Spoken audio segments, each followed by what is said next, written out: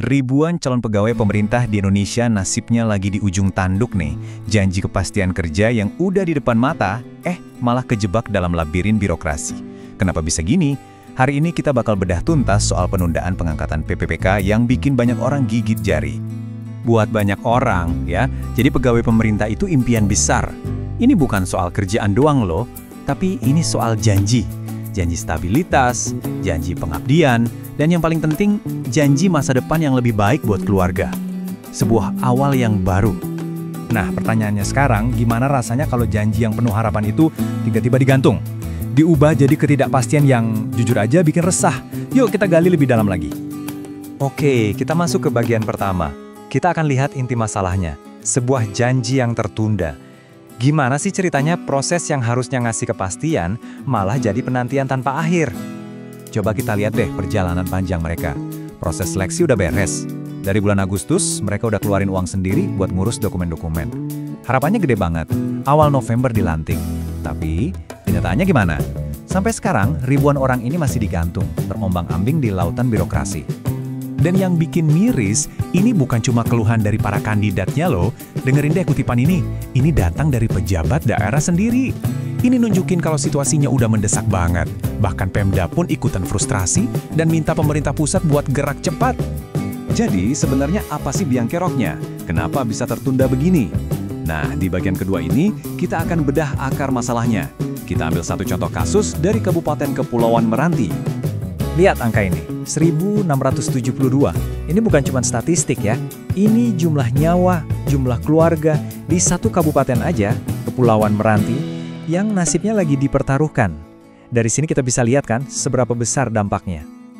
Oke, sekarang kita pecah datanya. Dari 1.600-an orang itu, cuma 450 yang berkasnya aman, udah disetujui. Sebagian besarnya, 804, masih nyangkut di proses verifikasi.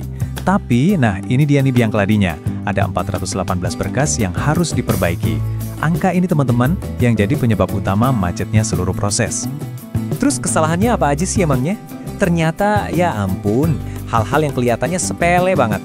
Beda satu huruf di nama, SKCK atau surat sehat yang telat diperbarui beberapa hari doang, atau format dokumen yang nggak pas sama standar.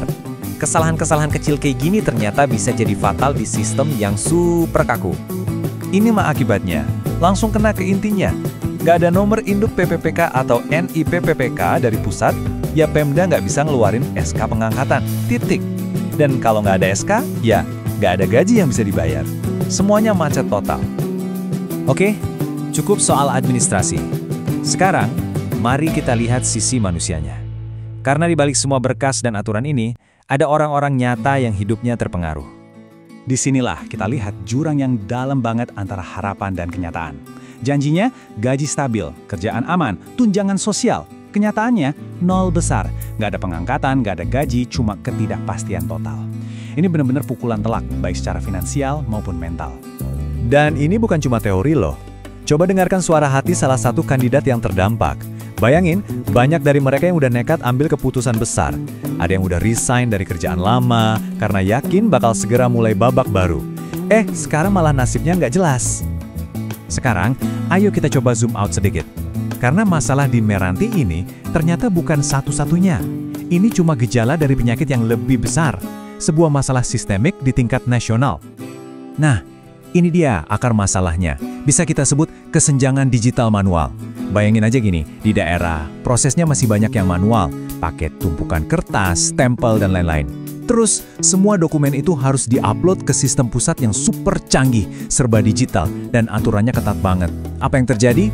Ya, tabrakan sistem, bikin macet di mana-mana. Dan buktinya, ini kejadian di mana-mana loh.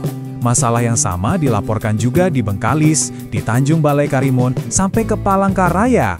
Ini makin menegaskan kalau problemnya bukan di orang per orang, tapi di sistemnya yang belum sinkron antara pusat dan daerah. Oke, kita sampai di bagian terakhir. Jadi, kenapa sih masalah ini penting banget buat kita bahas? Karena ini bukan sekedar soal telatnya administrasi. Ini menyangkut hal yang jauh lebih besar. Buat ribuan orang ini, SK itu bukan cuma selembar kertas, teman-teman. SK itu simbol penghargaan buat kerja keras mereka, pengakuan atas dedikasi mereka selama ini. Dan yang paling penting, SK itu adalah pintu gerbang menuju masa depan yang mereka harapkan, yang lebih sejahtera. Jadi, menunda SK ini artinya menunda semua harapan itu. Dan ini semua membawa kita ke satu pertanyaan besar untuk direnungkan.